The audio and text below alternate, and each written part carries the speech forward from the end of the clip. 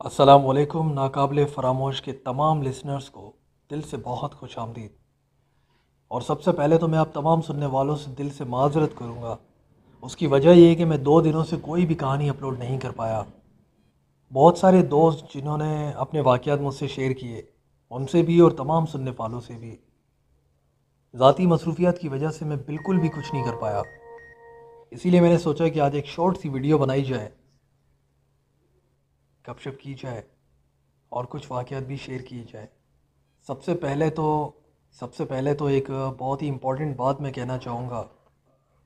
आजकल के बढ़ते हुए वाक़यात में से एक वाक़या ये भी है कि बाज़ औक़ात लोग जो है वो सदका करके या तो काले जादू की कोई भी चीज़ जो उनके घर से बरामद हो, या वो अपने किसी मरीज़ को जिसके इलाज में कोई ऐसी चीज़ें हों जिसे घोर के कहीं फेंकना होता है, तो थोड़ी सी लापरवाही कर लेते हैं लोग। वो क्या करते हैं कि अपने मरीज़ की शिफा के लिए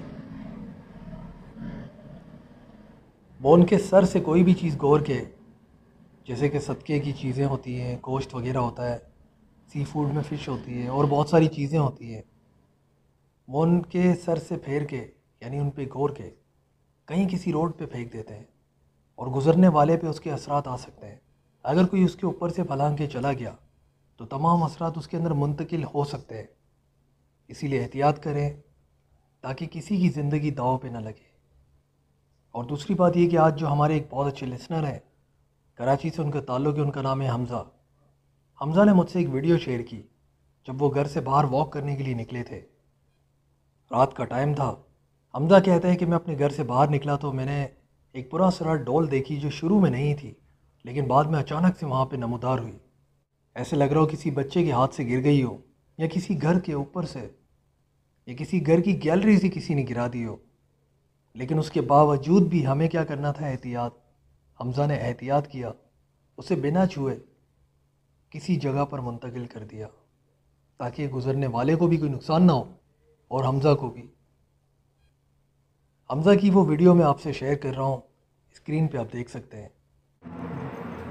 ये है वो डॉल।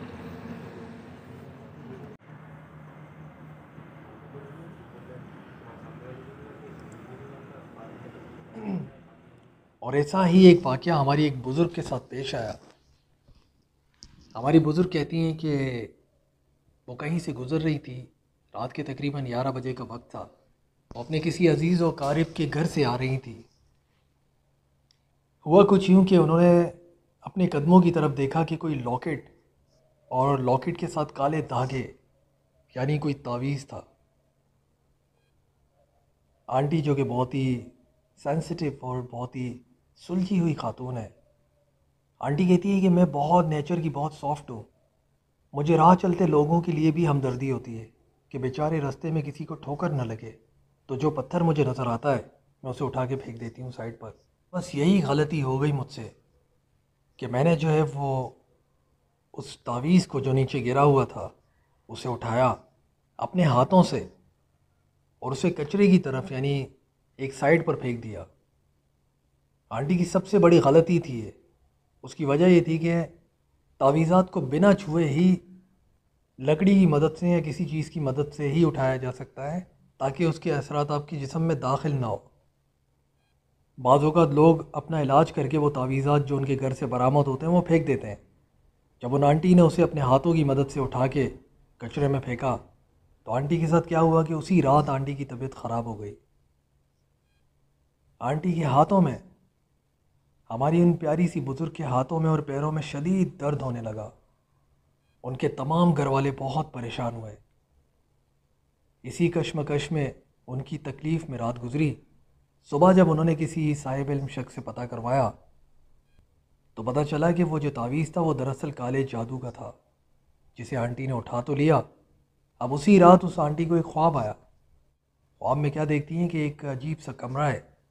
हमारी बुज़ुर्ग ने देखा कि एक ग्रिल है जिसकी चारों तरफ दीवारें हैं। उस ग्रिल के सामने एक मखलूक खड़ी, यानी आंटी जो है वो उस ग्रिल के अंदर है। चारों तरफ दीवारी थी, जैसे जेल होती है ऐसी एक जगह थी। उस ग्रिल के उस पार एक मखलूक थी जिसकी शक्ल इंसानों की नहीं थी, भेड़िए का सर था। उसका धड़ बिल्कुल इंसानों जैसा था लेकिन उसके जिस्म पे भेड़िए की तरह बाल थे। आंटी ने कहा कि जब मैंने देखा कि वो मेरे करीब आते जा रहा है, जब बहुत ज़्यादा करीब आया तो आंटी बहुत घबरा गई और डर गई। उसके बाद उसकी आंख खुल गई और जिस हाथ से उन्होंने उठाया था वो हाथ और उसी साइड की टांग, दोनों में शदीद तकलीफ़ है। तो आप तमाम सुनने वालों से भी मैं गुजारिश करूँगा कि राह चलते हुए ख़ास कर अपने प्यारे से छोटे से बच्चों का बहुत ख्याल रखें और बुज़ुर्गों का। कभी भी किसी चीज़ के ऊपर से फलांगे मत, चाहे वो बंद थैली हो जिसको आप देख नहीं पा रहे कि इसके अंदर क्या है। आपको देखने की कोई ज़रूरत भी नहीं। बढ़ते हुए वाक़यात की रोकथाम के लिए हमें कुछ तो करना पड़ेगा और वो ये है कि हमें सिर्फ़ एहतियात करना है। आजकल गली कूचों में, ख़ासकर बाज़ारों में, रोड पर, पार्किंग्स में, टॉयलेट वाली जगहों पे आपको छोटी छोटी उम्र के लड़के या नौजवान लड़के या बड़ी एज के लड़के भी मिलेंगे और वो कहेंगे कि सिम्स फ्री हैं, इसमें बैलेंस भी है, अपना शनाख्ती कार्ड दें और अभी सिम फ्री ले लें। आपको बायोमेट्रिक करवाना पड़ेगा बस। बायोमेट्रिक करवाने के बाद आपको वो सिम फ्री दी जाएगी। वो किसी भी सेलुलर कंपनी से हो सकती है सिम। उसके बाद क्या होता है कि वो सिम जो है वो तो आपको मिल जाती है, लेकिन वो जो आपकी बायोमेट्रिक है, जो फिंगरप्रिंट्स है, उसके ज़रिए क्राइम्स भी हो रहे हैं। बहुत सारे तो ऑथेंटिक हैं, सही है, बिल्कुल ठीक लोग हैं, लेकिन बहुत सारे फ्रॉड हैं। इन्हीं लोगों की आड़ में फ्रॉड भी बैठे हुए हैं। अब वो आपकी फ़िंगरप्रिंट से आपको तबाह कर सकते हैं जिसका अंदाज़ा नहीं। वो बहुत सारे ऐसे क्राइम कर सकते हैं। अगर आपको इस चीज़ के बारे में तफसील जाननी है तो यूट्यूब पर एक पेज है सैयद अली का, एंकर है पाकिस्तानी सैयद अली, उनका एक पेज है। आप चाहे तो उसे विज़िट करें, उसका लिंक मैं आपको डिस्क्रिप्शन में दे देता हूँ, आप देख लीजिएगा। आजकल जो मसले मसाइल चल रहे हैं उसी के हवाले से उन्होंने ये वीडियो बनाई थी। मैंने सोचा आप तमाम सुनने वालों से भी शेयर की जाए।